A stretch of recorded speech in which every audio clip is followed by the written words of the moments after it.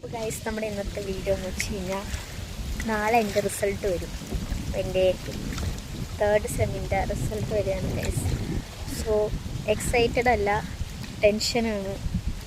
ചുമ്മാ ഒരു കാര്യമില്ല, ഇതിലൊക്കെ കാര്യം വേണ്ട നമുക്ക് ടെൻഷൻ അടിക്കാനായിട്ട്. അത്രയേ ഉള്ളൂ. ഒരാഴ്ചയായി രാജീവ് ഗാന്ധി നമ്മളെ പറ്റിക്കുന്നു. ഇന്ന് വരും, നാളെ വരും, മറ്റന്നാൾ വരും. വെറുതെയാണ് എല്ലാ പ്രാവശ്യവും, എല്ലാ സെമ്മും ഇങ്ങനെയാണ്.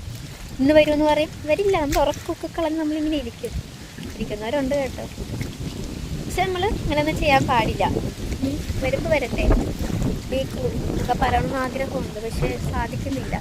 കഴിഞ്ഞ ദിവസം റിസൾട്ട് വന്നു എന്ന് എൻ്റെ ഫ്രണ്ട്സ് പറഞ്ഞപ്പോഴത്തേക്കും ചങ്കലച്ചായിരുന്നു. പുറത്ത് എക്സ്പ്രഷൻ ഇട്ടില്ലെങ്കിലും റിസൾട്ട് വരുമ്പോൾ വീട്ടിലാണല്ലോ എന്ന് ഓർത്തിട്ട്.